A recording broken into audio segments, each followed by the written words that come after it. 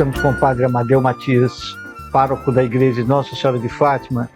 Eu perguntaria, é o vigário-geral de Teresina? Sou vigário-geral de Teresina também, da Arquidiocese. Desde quando? Isso é desde outubro de 23. Pois é, eu quando cheguei aqui em Teresina em 81, o vigário-geral era o padre Matheus Rufim. Oh, muito meu amigo. E esse foi o educador que forjou a personalidade, a formação do meu irmão mais velho. Colégio Santo Antônio, em Campo Maior. Esse homem foi assim, um homem indispensável na vida de muita, mas muita gente. Em Piripiri não havia ginásio, então meu pai, aos 12 anos, acabou o primário, tem que ir para a roça. Exatamente. A mulher tem que ir bordar ou costurar, comprar uma máquina. Veja. Mas minha mãe, que só tinha um quarto ano primário, muito inteligente, tinha uma visão, disse, não, ele não vai para a roça, ele vai fazer o ginásio em Campo Maior. Agora, de Piripiri para Campo Maior era uma viagem, não havia asfalto. Minha mãe não tinha dinheiro para colocar interno, morando em Campo Maior. Através de uma amiga, ela foi ao padre Matheus, praticamente se ajoelhou. E foi abrir o jogo, não tenho dinheiro, mas quero que meu filho estude. O padre Matheus já sustentava, além do meu irmão, com certeza, muitos outros. Havia os que podiam pagar e os que não podiam. Ele aceitou. Minha mãe mandava um bolo, mandava uma leitora, um capão. Como modo de compensar a educação. Meu irmão só voltava para Piripiri nas férias. E lá... 4 em 4 meses. E ele dizia que ainda mijava na rede, quando foi para o ginásio Santo Antônio. Agora, no dia que ele se formou, a colação de grau, minha mãe apareceu. Só nesse dia. Então, o padre Matheus, ele era irônico. Ele falou assim, esse menino tem mãe. Depois eu conheci o Monsenhor Luiz Soares, vigário-geral. Monsenhor Luiz Soares. Aí entre o Monsenhor Luiz Soares e o padre Toni, eu não sei quem ficou. Foi o padre Gilberto Freitas. Aquele do Cristo Rei? Aquele que foi aqui do Cristo Rei. E hoje está no Saci. E hoje está no Saci. Então, entre o Monsenhor Luiz e o padre Toni, só teve o padre Gilberto? Só teve o padre Gilberto. Vigário-geral. Porque aí Dom Celso era o arcebispo. Aí Dom Sérgio, quando Dom Sérgio assumiu como arcebispo, aí chamou o padre Toni. Porque é um ofício que o bispo chama. Sim, e geralmente eles dão o título de Monsenhor. O senhor não der ainda, não? Na verdade, por ofício, diz que tem esse título, como uma deferência ao cargo. Mas entre nós nos chamamos...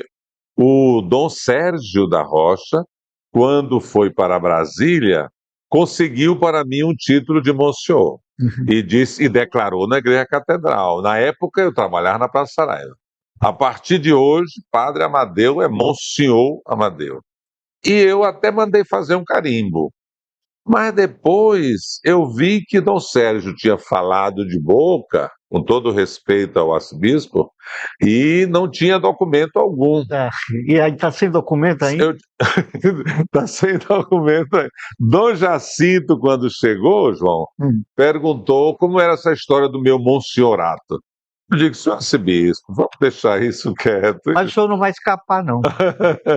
Agora, o padre Toni, por exemplo, gosta que chame Monsenhor. Não aceitou nenhum momento. Não chama Monsenhor. Agora eu diria o seguinte... O padre Chaves tinha o título de Monsenhor, mas se apresentava sempre como padre Chaves. Padre Chaves, o padre Chaves tinha um humor... Eu dizia para ele, olha, padre Chaves, eu sou um padre que quer ser, eu sou um humorista que quer ser padre, e o senhor é um padre que quer ser humorista.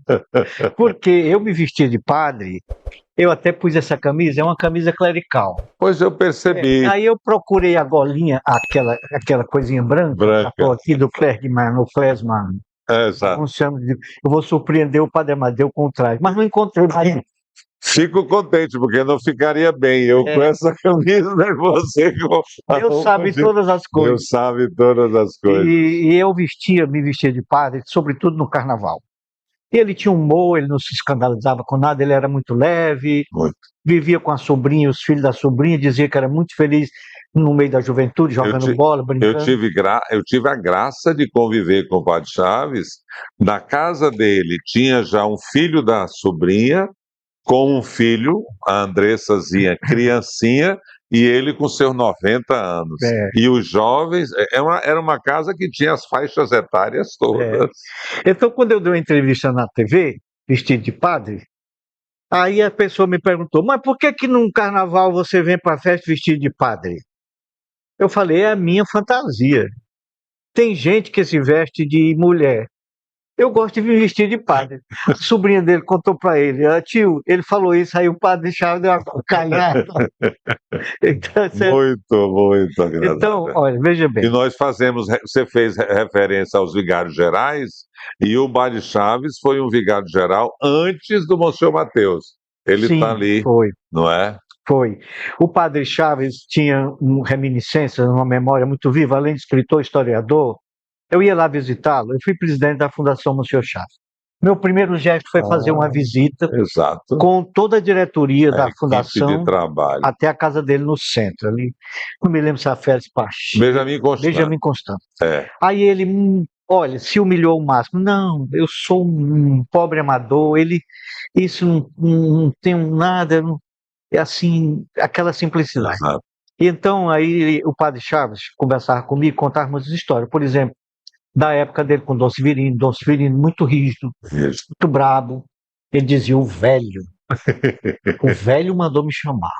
Contava do Monsenhor Bozon, que apanhava dele. O Bozon, que em Água Branca. Mas foi diretor do Diocesano, e o Monsenhor Chaves disse que ele, como diretor do Diocesano, batia com um pau, com as palmatórias que tem aqui no museu. Palmatória que tinha um buraco, fazia uma ventosa. Ele disse, era com qualquer coisa, ele batia na gente. Era um homem um sacerdote muito ilustre, tinha sido vigário de bar durante muitos anos, mas muito violento, né? Muito.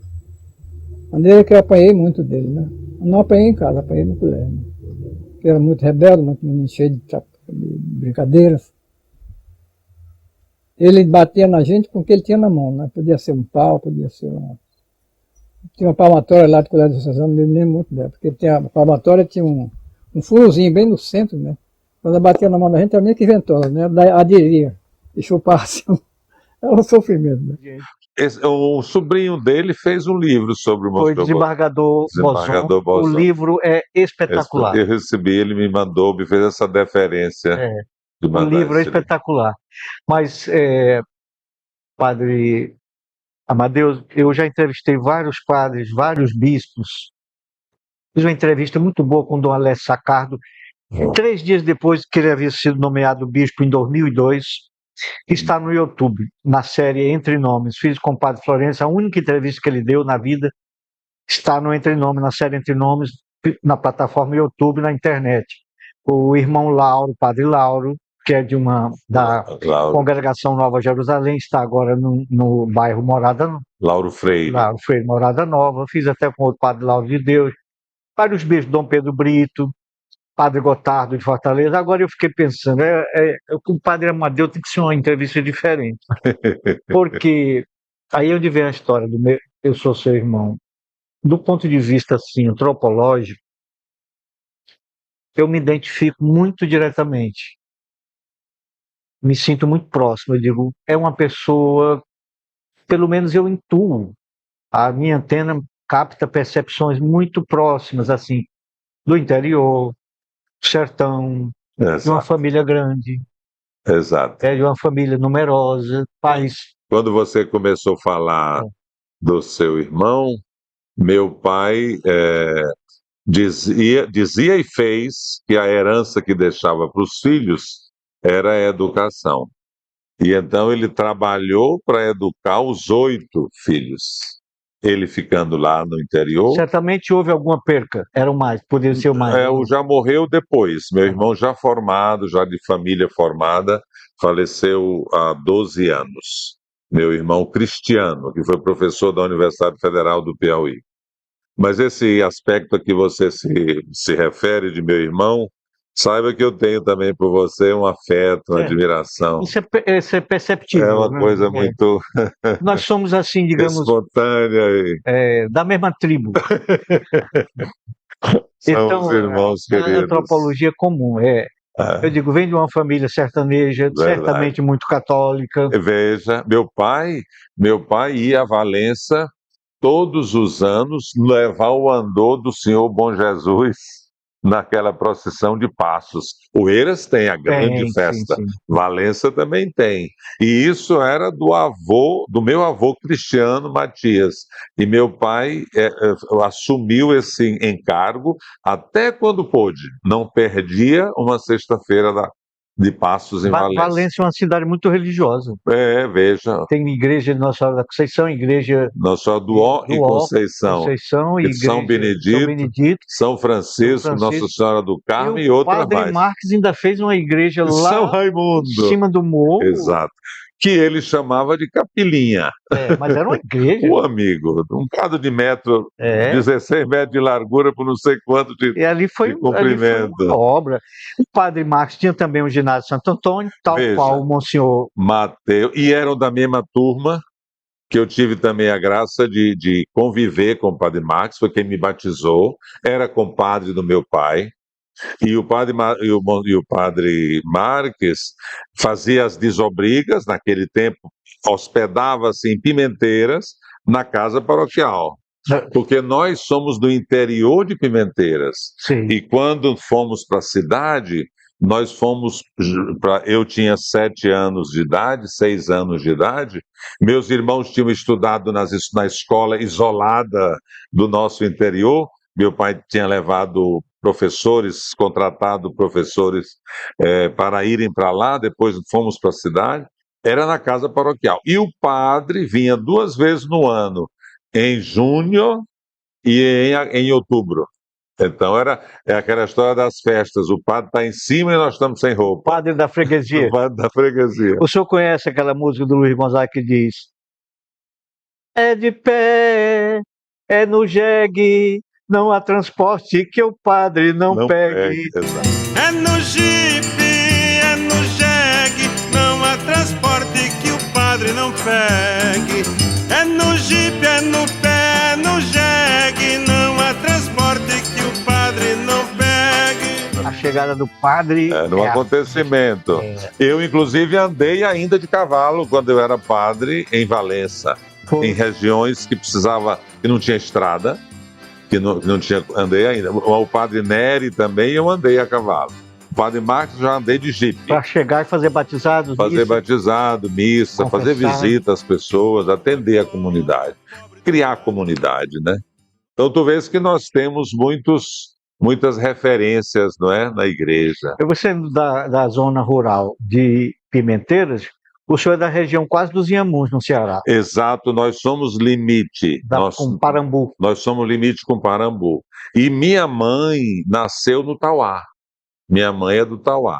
E veio morar no Piauí com 12 anos de idade, 10, 12 anos. Eu conheci o doutor Jarbas, prefeito de Valença. Valença, achava diferente. Esse homem ele tem uma outra formação. Ele está aí sofrendo na política, como eu sofri. É verdade, você foi político. Foi o período em que eu sofri mais. Foram 4 anos. 4 anos. E eu, quando eu entrei, eu já dizia, eu vou ser só 4 anos. As pessoas não acreditavam. Elas diziam, a mosca azul não lhe riscou. Não, eu já entrei com esse projeto, 4 anos saí.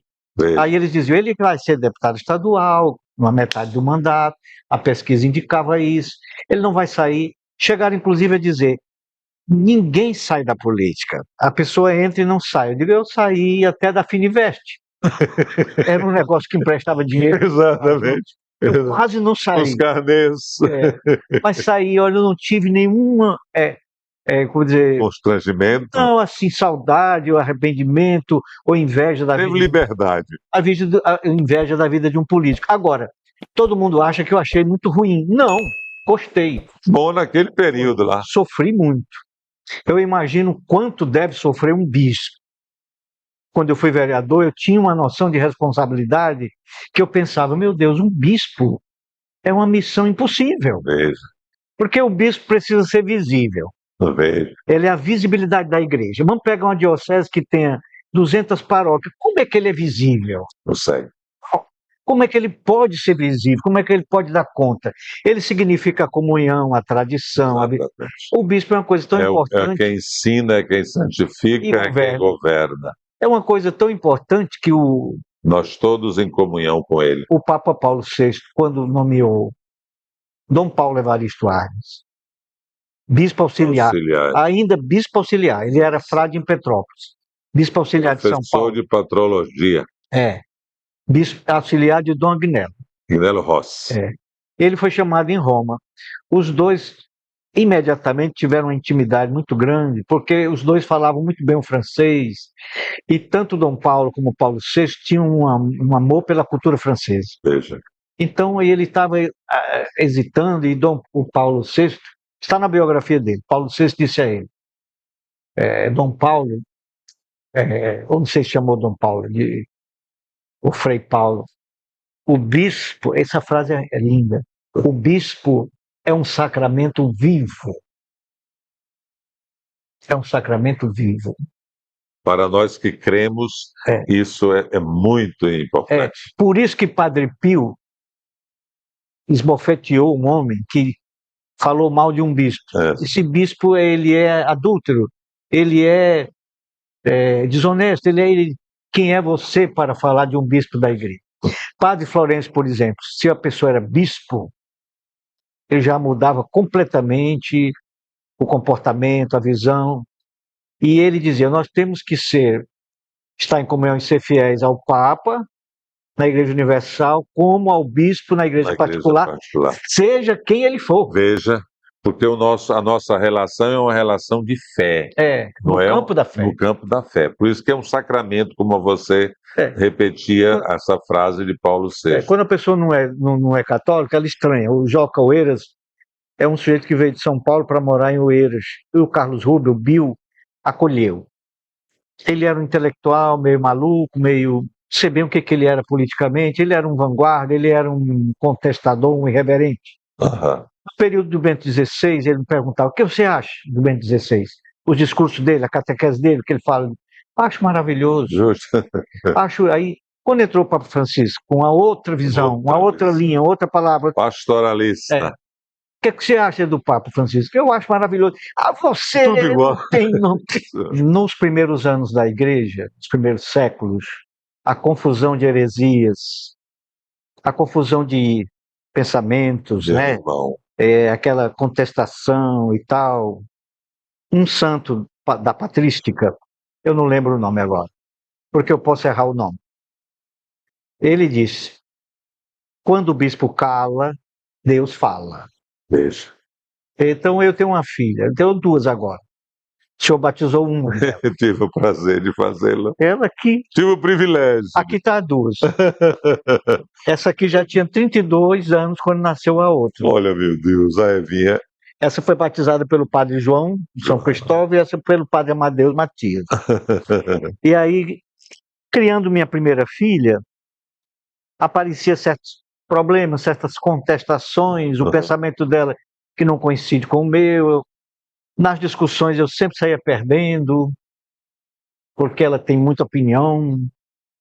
Às vezes nossas opiniões não são convergentes. Convergiam. E aí eu dizia para mim mesmo, quando o pai cala, Deus fala. Está valendo ainda a máxima do santo da patrística, porque às vezes é importante para o bispo calar. Veja. Ele não puxar briga, né? Veja, é um homem fundamentalmente de comunhão. Isso. Mas para deixar que Deus fale. Exatamente. Com essa intenção. Muitas vezes procurei o padre Florencio. Padre, eu tenho isso para fazer, isso. O que é que eu faço? Ele calmo dizia, deixar um pouco para Deus, né? Não fazer tanto. Exato. Deixa que Deus faça alguma coisa. Eu soube de um colega italiano, houve um período que eu estava preocupado com os muitos afazeres, e um colega italiano me contou que entre eles, dizem entre eles em certas situações, nessa hora do trabalho pastoral muito intenso, ele diz assim, meu irmão, e quem é que vai salvar a China? Imagina o desprendimento de forças que precisa ter. Porque isso passa a ser um pecado do eu. do ego. Eu achar que posso. Eu tenho que ter a humildade de dizer, olha, eu faço o que posso. Faço. Como ele dizia, eu só faço o que posso. Agora, eu ficava impressionado como ele fazia tanto, Veja. não é? Porque aí até Padre Pedro Maione disse assim, a graça multiplica o tempo, a Faz ação do render. tempo. Faz Vai. render. Então, nós temos hoje aqui um desafio de como administrar o tempo. É verdade. As redes sociais tiram 5 horas por dia do brasileiro. Exatamente. As redes sociais, num país desenvolvido e educado, elas são um grande impulso, propulsor de desenvolvimento humano e até de estratificação, mudança das estruturas sociais. Agora, as redes sociais, num país deseducado, sem educação e sem consciência crítica, elas são um abismo para a degradação e para empobrecimento e até apodrecimento do cérebro. Veja, gerando doenças. É o famoso mito da caverna, que o mito da caverna. Concretamente falando, gera pessoas que vivem nas sombras. É a pessoa que E fica... a realidade não... Ela vivendo uma realidade virtual acima da real, Veja. e impossibilitando este contato Veja. do tecido humano. Que é o que gera em nós satisfação, gera sentido da vida. E profundidade. Profundidade. Não é porque faz a gente pensar, faz a gente encontrar as razões, não é? Porque se eu não me relacionar assim, pessoalmente, eu não posso exercitar a compaixão. Exato. Não é? Somente a realidade provoca em nós. O bom samaritano, né? Viu, se aproximou, teve compaixão, cuidou. Quem não vê, quem não consegue, aí vira o mundo embrutecido. E essa questão do próximo aí. Porque eu estou preocupado com a China, mas olha, o próximo que Jesus fala é o samaritano que o homem encontrou na viagem. Na viagem. Ele é o próximo nosso. Agora, padre, eu queria voltar um pouco para a sua formação. Ô, João, pois vamos lá. O senhor estudou no Seminário da Prainha? Eu estudei no Seminário da Prainha, tive o privilégio de estudar no Seminário da Prainha, mas não morando. Já era o Instituto de Ciências Religiosas. Já não era aquele prédio antigo? O prédio antigo, o prédio mesmo, as salas... Aquela biblioteca? As salas as mesmas, aquela igreja, a biblioteca. Então, o senhor estudou, mas eu morava, nós morávamos no seminário regional que fica na Alberto Craveiro. É onde o bispo mora? Ali o bispo mora lá na Prainha. Sim. E nós morávamos próximo ao Carmelo. O bispo mora na Prainha num prédio novo. Lá atrás, exatamente, no mesmo quarteirão, né? Mas o senhor tinha aulas no prédio antigo? No prédio antigo, a gente vinha toda tarde. Onde o padre Cícero estudou. Veja, onde Dom Miguel Dom Miguel, estudou. Dom Heitor, Dom Padre Eugênio, Mateus Dom estudou. Helder. Exatamente, tive esse privilégio. E um pouco dessa história do Seminário da Prainha com os padres lazaristas. E os lazaristas eram os grandes franceses, os grandes educadores do clero, ao menos do Brasil. Eles têm nós somos devedores a esse carisma que São Vicente de Paulo deixou para nós. Tinha um teólogo oriundo do Seminário da Prainha, acho que ele era lazarista e aí migrou, tornou-se dominicano. Frei Carlos Josafá, conheceu? Dos livros. Da libertação, né? Dos livros. Quando o Seminário da Prainha fez 150 anos, eu era muito amigo do padre Gotardo. Então, toda a turma do padre Gotardo, que foi colega de Dom Miguel. Eu tenho uma curiosidade, é por conta de Luiz Gonzaga, essa amizade? Por conta de Luiz Gonzaga. Mas a amizade ficou tão grande. Quer dizer, o Luiz Gonzaga foi o pretexto. Mas a amizade ficou tão grande que padre Gotardo vinha para os meus shows em Piripiri, em Teresina, e nos lugares mais impróprios em Fortaleza ele via. Onde você ia? Ele ia. Então a mulher disse, você vai fazer um show em Messejana com o Valdones. É um lugar meio misturado, tem muito... Eu cheguei lá e falei, esse lugar não é misturado, esse lugar só tem rapariga mesmo. Cheguei lá, o padre Gotardo no meio. Comecei o show, mas padre Gotardo, no meio das raparigas. Ele ria, e ele fez a música para saudar João Paulo II. João Paulo II, de Deus grande graça, o povo te abraça, em te ver Jesus, feliz te agradece, por o visitares, e a Cristo adorares, na terra da luz. Toda aquela viagem de João Paulo II ao Brasil, Ao Brasil. particularmente a Fortaleza, toda foi organizada por Padre Gotardo. Veja. O Dom Aloysio Lochard chamou o Padre Gotardo e disse: é seu o problema. Cuide. Inclusive, ele levou o Luiz Gonzaga até o Castelão para cantar para o Papa. Na hora teve um João, empurra-purra, morreu Morreram gente. pessoas. Eu estava lá, João. Camisa João Cláudio. do Luiz Gonzaga ficou manchada de sangue. Eu estava lá. Estava lá, né? Estava lá. A camisa está guardada no museu. Eu estava Eles lá. chegaram atrasados, o portão já estava fechado. Veja por que chegaram atrasados. O senhor falando do seu pai e da sua mãe. O Padre Gotardo foi buscar o Luiz Gonzaga no hotel. O Padre Gotardo morava na rua Monsenhor Gatão, em Aldeota. Uma casa linda que ele fez com a irmã dele, a Nadir, a mãe e o pai. Ele era dono de um colégio Juventus. Juventus. Primeiro ele foi diretor do Colégio Dorotés, Colégio de Freira. Aí o Padre Gotardo foi buscar o Luiz Gonzaga, o Luiz Gonzaga disse: vamos passar na sua casa para eu tocar uma coisinha pro seu pai? Meu Deus. Aí seu pai já está doente, já está velho, qualquer hora ele vai embora. A gente não deixa essas coisas para depois, não. Vamos passar lá. Assim agora. Aí ele disse: mas Gonzaga, vamos passar lá. Aí foram, tirou a sanfona do carro, tirou o estouro, tocou para o velho, aí foram. Isso fez com que ele chegasse minutos atrasados. Fechou o portão até abrir, aí houve aquele empurra-empurra, porque tinha mais gente fora do que dentro. Exatamente. Aí a música dele, João Paulo II, meu Deus, grande graça, o povo te agraça. Aí eu dizia assim: em ti vê Jesus. de longe vieste, trazer ao Nordeste, no meu Ceará, as graças divinas. Aí eu cantava: um padre safado, no meio dessa farra, tem medo de pecar. Aí era festa para ele. Adoeceu, 1,90 m de altura, ficou sofrendo, eu ia lá. Ligávamos para o Dom Miguel. Pois bem, muito amigos conversava, ele chamava. Estudaram juntos em Roma. Em Roma, ele chamava Dom Miguel de Miguelzinho. Miguelzinho. Sabe o que aconteceu com o Padre Gotardo? Essas coisas do acaso. O Padre Florencio dizia: o acaso não existe. O acaso é Deus quando não quer assinar. Entendeu? Bonita essa definição. Essa é o seu título de Monsenhor. Exatamente. Ainda vem, porque a igreja gosta de jogar o barro na parede. Então, aí ele, por acaso, ele estava no Colégio Pio Brasileiro e estava trabalhando na Rádio Vaticano. Veja. Habemus Papam, Reverendíssimo, Cardeal Giuseppe Roncalli, Tinha Paulo VI. E aí ele foi e falou isso. Outro amigo meu católico, como se ele tivesse intuído. De Brasília, ou de Fortaleza, Roberto de Patrício. O pai morava na rua Eduardo Garcia, na Aldeota. Eduardo Garcia, 57, perto do Sistema Verdes Mares. Sua memória é extraordinária. A praça linda, hoje não tem mais casas lá, tudo virou prédio. Aí ele estava assistindo a transmissão pela TV, né?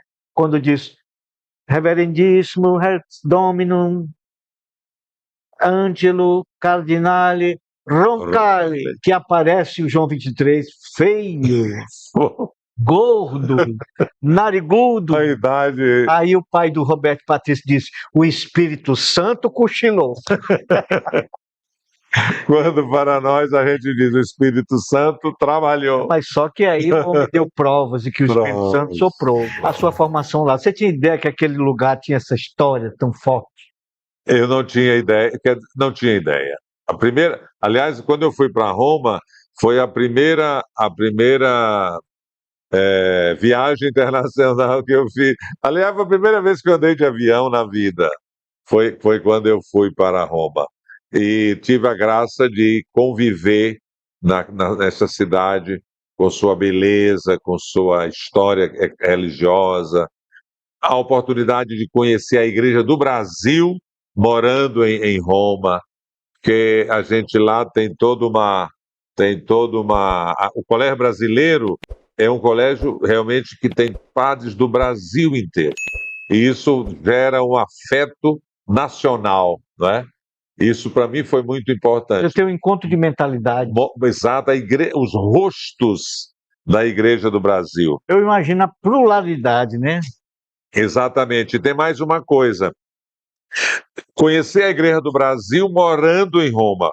os bispos iam fazer a visita ad limina.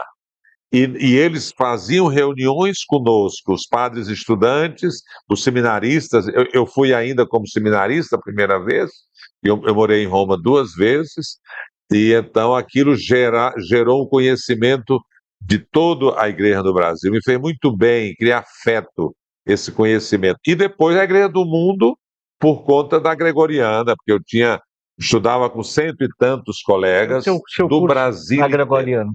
Meu curso na Gregoriana, o primeiro curso foi o bacharelado em teologia. Eu fiz em Fortaleza a filosofia e fui para a Gregoriana fazer a Isso teologia. foi uma oportunidade que Dom Falcão lhe deu? Acredite, Dom Falcão? linda essa oportunidade. Qual era o critério da escolha? O critério é porque só tinha nós. Naturalmente, os colegas, hoje colegas, mas à época professores, deram uma carta de apresentação de que seria possível esse candidato render, não é? Eu tive aulas de italiano com o Monsenhor Luiz Soares. Foi. Não era provavelmente a conversação, mas a gramática. No seu tempo ainda tinha latim no seminário? No meu tempo não tinha mais latim no seminário. Era uma disciplina que era para cumprir as declinações, as primeiras É uma noções. disciplina optativa? Em Fortaleza era obrigatória. Em Roma também era obrigatória, mas não tinha a qualificação minha do latim, não foi legal. Nisso, a minha vida, do ponto de vista acadêmica, as línguas, eu não reconheço que não dei a importância que elas têm. Na época da minha formação, a gente vivia nesse processo de valorizar o vernáculo, Mas as vocês lá línguas em Roma, nacionais. as orações tradicionais, vocês faziam em latim, cantavam? Eu conheci a missa de Ângeles no Pio Brasileiro com meus colegas de Minas, que eles tocavam, cantavam, e depois as solene liturgias do Vaticano. Mas a primeira missa em latim que eu participei, você falou de João Paulo II em Fortaleza, ele rezou uma missa na capela lá interna do Seminário da Prainha, e nós participamos desta missa. Foi rezada em latim. É a primeira vez que eu participei da missa em latim. Porque eu acompanhei os colegas, os meus antepassados padres que vieram da formação lá e que passaram pela renovação do Concílio Vaticano II. Monsenhor Chaves mesmo, Monsenhor Luiz, e o Padre Marcos manteve a batina a vida inteira, mas assumiu também a reforma do Vaticano II. O Monsenhor Mateus, depois o Toni, que está ali perto do começo dos anos 70, que é a geração do Toni, do João Matos, do Manuel Matos, não é? Que são os mais próximos de mim na geração da igreja. Mas em Roma tinha o latim, mas foi feito de maneira muito mais para ter a nota do que Você propriamente. sabe que o latinista de Bento XVI, que era um padre americano, Veja, ele deu uma entrevista, eu não sei se ele já morreu, ele dizendo que nós corremos o risco, por falta de latinistas, mesmo em Roma, de tudo se perder, porque toda a história da igreja está em latim. é verdade. Os documentos, todo o magistério. Tu sabes que as primeiras estavam em grego, né? Depois traduzido. Depois é o latim. Os documentos são um documento chamado Desinger, que registra os documentos oficiais da igreja, os primeiros séculos são em grego ainda. Olha, nos 150 anos do Seminário da Prainha, que eu estava lá, Mas veja, a missa foi toda em latim. E ali havia os colegas, alguns ainda padres e outros que tinham abandonado o sacerdócio, que tinham casados. veja. Tinha um que falou lá, olha, eu saí porque eu fui muito perseguido aqui, a igreja pensou que eu seria um segundo Lutero. Teve a oportunidade de dizer Depois isso. nós fomos almoçar na casa do Monsenhor Oscar e eu escutando Monsenhor Oscar lá no Peixoto, São Geraldo, né? Monsenhor Oscar Peixoto. Oscar Peixoto. Aí o Frei Carlos Josafá dizendo assim, se penitenciando, dizendo, eu fiz um motim, eu fiz coisas aqui contra o reitor lazarista Lazarista, francês, eu fiz. E ele tinha uma verdadeira verve contra o A tradicionalismo, renovação. negócio de comunhão no Vaticano. Não, tem que ser na mão. Negócio de véu, negócio disso. E aí tal. Mas ele defendia uma coisa importante, que eu acho também. Ele dizia assim, Carlos Josafá, ele me escandalizava um pouco pelo teor agressivo do discurso contra a hierarquia. Veja. Compreendeu? Porque eu acho que não precisa a agressão pessoal, personalista, ao Papa João Paulo II e a Bento. Por exemplo, Eu acho, porque às vezes, muitas vezes esbofe ter uma entrevista, um discurso personalista contra esses papas. Nós sabemos que Ratzinger é um homem humilde, veja.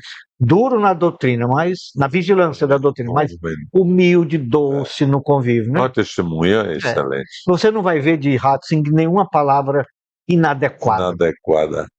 Um derrapão quando foi papa, com relação a algumas coisas que ele falou. de religiões. Assim, mas não foi nem um derrapão dele, é do processo de deturpação do discurso. veja, Né? Da a famosa interpretação que se dá. A interpretação do discurso, quando se toca Como em se assunto, fosse a intenção dele falar. nenhum de nós está livre disso Não na estamos, internet. Não estamos. Né? Então aí eu fiquei um pouco escandalizado. Aí ele falou lá, disse: eu fiz aqui, eu hoje peço desculpas porque eu prejudiquei o reitor. Eu estava ouvindo no almoço. Eu me penitencio nesse sentido,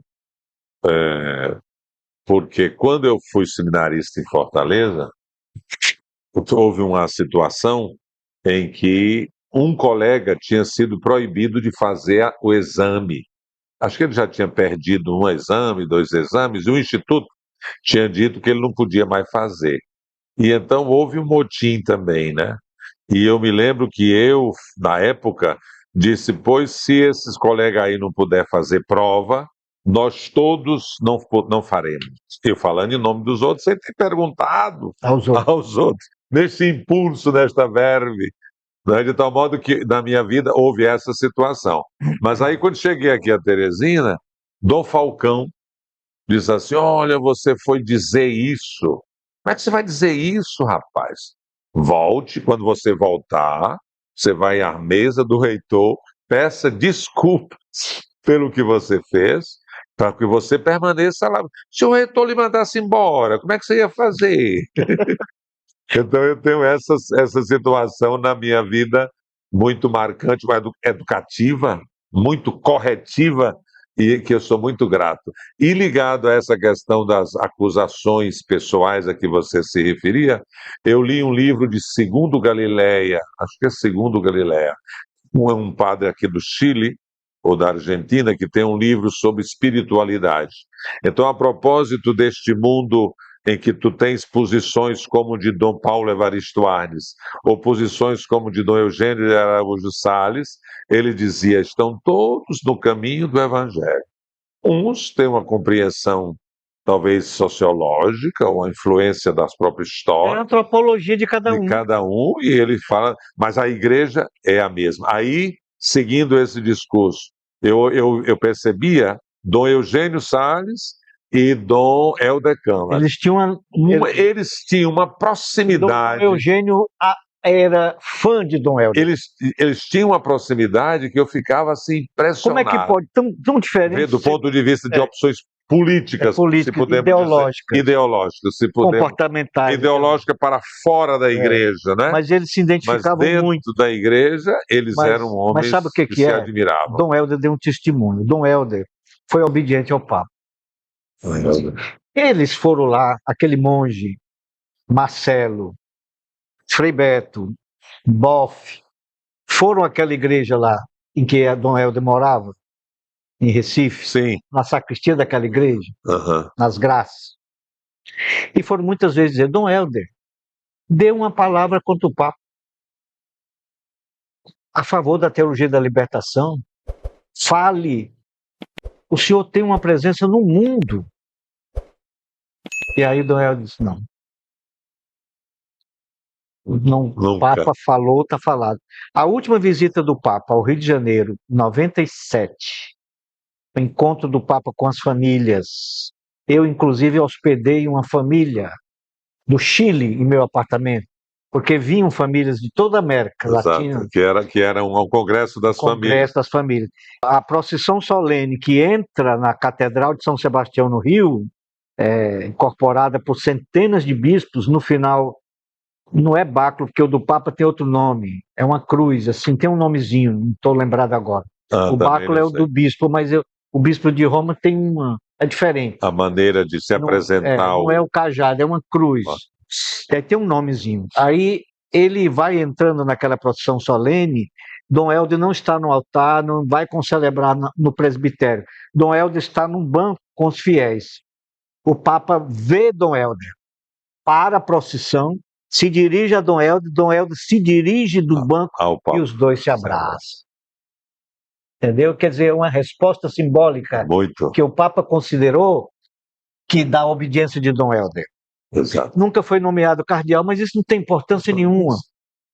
Então, o senhor falou ainda agora que no Colégio Pio Brasileiro foi riquíssima a experiência de todas as realidades. Eu digo pluralidade, Exato. mas pluralidade na unidade. Né? Veja, isso é um fato importante, que Jesus é o centro. Experimentando você e eu, a sociedade mundial experimenta essa divisão, mas se nós temos Jesus como centro de nossa vida, nós somos chamados a, de alguma maneira, calar a nossa ideologia para termos essa comunhão, essa unidade, porque Jesus é quem é o mestre de todos nós. Isso para mim é muito significativo. Nós não somos a direita, o Papa Francisco, aliás, disse isso, nós não somos a direita ou a esquerda, nós somos Jesus, nós somos do Evangelho. Fazer a opção pelo Evangelho gera uma certa solidão, porque quem é da direita quer que você opte nesse lado, quem é da esquerda quer que você seja daquele lado, e ao passo que nós somos da solidão da cruz, a solidão de quem ama a todos. O senhor acha, eu vejo dois problemas aí, dois desafios. Um é a ditadura da relativização, relativizar tudo, inclusive a verdade revelada. A outra é o pecado, o desafio, o poderio da fundamentalização, do fundamentalismo farisaico. Então, só Deus consegue ser absoluto e relativo ao mesmo tempo. Porque a presença de Deus entre nós não é de uma letra, não é de uma norma, de uma verdade doutrinal, é de uma pessoa, é de um amigo. Se tu olhas para a posição do Papa Francisco, quando ele manda que nós não julguemos, que nós acolhamos, ele não deixa de ser católico e da doutrina católica, mas ele leva em conta as pessoas. As pessoas, a doutrina é em função das pessoas, no sentido de mostrar para elas o caminho de Deus. É claro que a pessoa pode escolher não seguir esse caminho, mas de nossa parte, Deus quer acolher a todos. Papa Francisco dizia muito isso. Está lá no negócio do banquete, foi preparado, mas não vieram. Você vai lá, pega os coxos, os aleijados, os estropiados e traga todos. Ao mesmo tempo, precisa daquela exigência lá, cadê a roupa que tu não está com a roupa da festa? Mas isso para mim, isso é muito, me dá uma liberdade muito grande. Mas tu sabe que eu vivi isso quando eu fui vigário em Valença. Eu fui pároco em Valença. E eu, em Valença, sou de uma família política. Meu primo era deputado, era prefeito da cidade, não é? E, ao mesmo tempo, de um lado, né? Muita gente que trabalhava comigo tinha trabalho com o PT. Tinha muitos amigos da oposição ao prefeito. E eu, quem da minha família, via que eu não fazia escolha lá. Mas quem era da oposição achava que eu fosse político ali. O outro queria que eu fosse de lá. E eu ficava numa atitude, você pode dizer, eu não tinha lado. O meu lado era da comunhão. Quando você faz partido, como é que você mantém uma postura acolhedora de todos em nome do Evangelho, sem se apaixonar? Sem se apaixonar. Eu perguntar uma coisa, embora o senhor seja do interior de Pimenteiros, mas a sua vida foi em Valência. Nesse sentido, sim.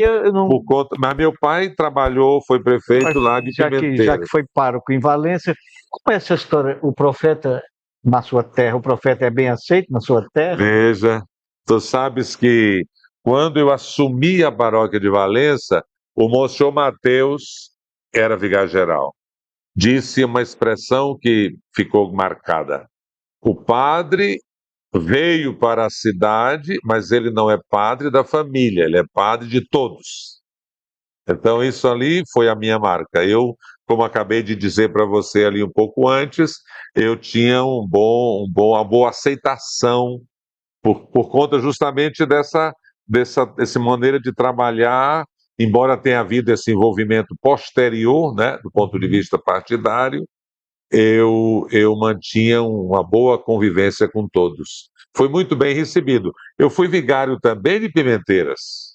Eu fui vigário de Pimenteiras, Valença, Lagoa do Sítio, Inhuma, Novo Oriente Pimenteiras e Aruás. foi depois do padre Sandro Spinelli? Fui sucessor do Sandro Spinelli. Aí já é uma. Já tem aí um grande desafio. Porque Muito. Sandro trabalhou muito em Valença, em Pimenteiras. continua trabalhando. Sandro ele continua vindo e trabalhando. Sandro é um irmão muito querido. Eu tinha Sandro em Pimenteiras e eu tinha Padre Neri em Valença. Como nós parávamos em Pimenteiras para poder ir para o interior nosso interior, não precisava ir por Pimenteiras, pela sede, então eu parava muito em Valença com o Padre Neri. Padre Neri é muito engraçado, né? Ô amigo, grande irmão. Ele fez uma pesquisa sobre aves e saía pelo sertão entrevistando os homens e perguntar sobre o urubu. Ele perguntou uma hora lá se o sertanejo nunca tinha visto uma cópula de um casal de urubus, urubu macho e urubu fêmea. O sertanejo, não, nunca vi. Mas o senhor vive dentro do mato aqui, nunca saiu daqui, conhece as ramas, conhece se vai chover, conhece os aspectos da terra, do clima, e nunca viu uma cópula. Já viu a cópula de galo com galinha, já viu, nunca viu de urubu. E o sertanejo impressionado diz, Padre Neri, eles devem ser como os padres, se faz é escondido. A resposta foi a altura da pergunta. Infelizmente, nós estamos chegando ao fim. Ô, João. É muita coisa para falar. Eu queria destacar 3 pontos. Certo. Uma, me lembrei de uma história, o senhor falou sobre o Colégio Pio Brasileiro. O padre Antônio Cruz, isso eu posso falar porque ele já contou até publicamente. Na paróquia Ele dele. havia me contado quando chegou de Roma. E o Papa ia visitar o colégio. E aí o Toninho com os outros estudantes, mas o que o Papa vem fazer aqui? Aí todos com má vontade contra o Papa. O que ele vem fazer aqui na América Latina? O negócio dele é a Polônia. Aqui na Nicarágua, aqui não precisa ele vir, não sei o que e tal. Aí foram ensinar o Toninho que ele ia comer com o Papa uma maçã, tinha que comer com a garfo e faca.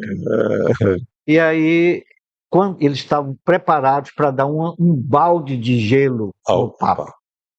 Vamos ficar indiferentes. Quando a porta se abriu e o Papa surge de branco, eles se ajoelharam todos. Toninho disse que se ajoelharam, tamanha era a força do Papa, a presença física. E disse que além das ideologias. E ele estava ansioso para comer a maçã, se sabia ali cortar, o Papa pegou com a mão e comeu com a mão. Outra coisa que ele perguntava é o seguinte: uma vez, tempo atrás, surgiu a história: o padre Amadeu vai ser bispo. E aí, então, nós nos encontramos, o senhor disse assim para mim: você que é de igreja sabe que não é assim. Eu até falei, sei. E é difícil sair um padre do clero daqui, que os padres queimam.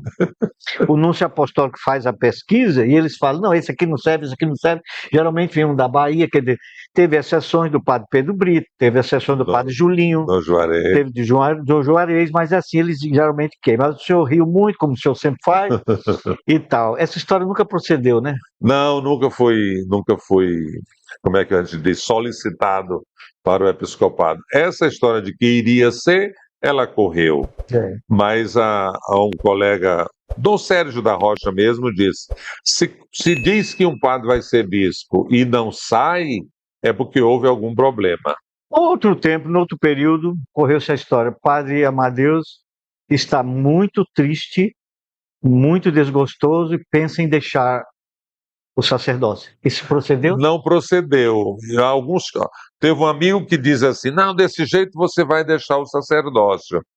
Porque houve um período em que eu vivi uma crise em que eu estava professor da Universidade Federal, querendo ir estudar, tendo vivido uma vida que eu não tinha recursos do ponto de vista de manter-me como estudante, entreguei a paróquia para o bispo, porque ia estudar, e isso gerou, evidentemente, um certo disse-me-diz, e eu fiquei muito retraído, no sentido de que eu fiquei sem atividade pastoral.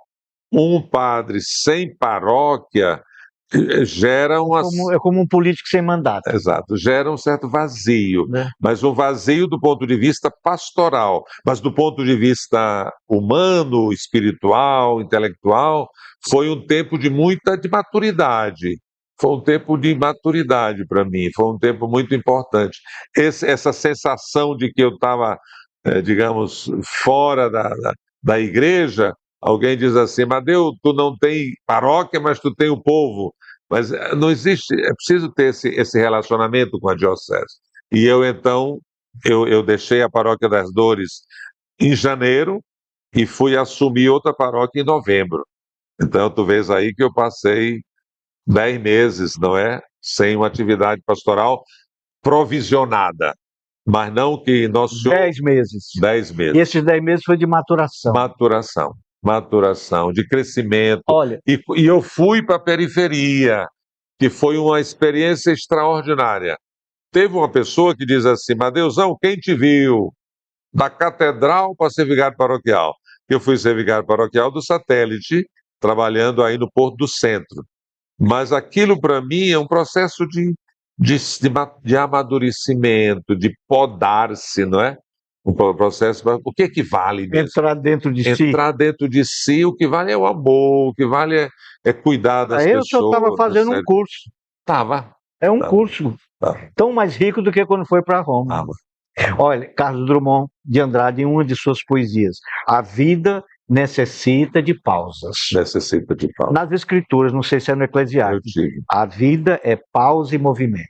Pausa e movimento. A gente se esquece, somos ativistas, estamos abrindo mão da função de contemplar. Da vida interior. Agora, para fechar mesmo, que um dos aspectos mais brilhantes, que eu considero o maior tesouro, um dos maiores tesouros do depositário de fé da Igreja Católica, é o catálogo dos santos. Acho maravilhoso. O Carlos Heitor Coni foi seminarista, depois perdeu a fé, chegou até a dizer: nem sei se algum dia eu tive fé. Perdi a fé em Deus, mas continuo tendo fé nos santos. Chico Anísio me disse uma vez: eu não sou católico, eu sou franciscano. E ali os santos são coisas, referências tão próximas. Olhando o catálogo dos santos, você não só há um pároco, canonizado. Você vê bispos religiosos. Será que não há outros? Só São João Vianney. Será que é tão difícil ser pároco e ser santo, meu Deus? Meu Deus do céu. Será? O que o senhor acha? Olha, João, eu fico desconcertado com essa informação. Mas aí você põe uma reflexão muito oportuna. Nós somos chamados a ser santos, né? E o santo de cuidar do povo, de apresentar Jesus crucificado, ressuscitado, de ser testemunha do Evangelho. A nossa vida vai nesse sentido. Padre Madeu. João Cláudio. Muito obrigado. Meu irmão, muita paz para ti. Somos irmãos mesmo.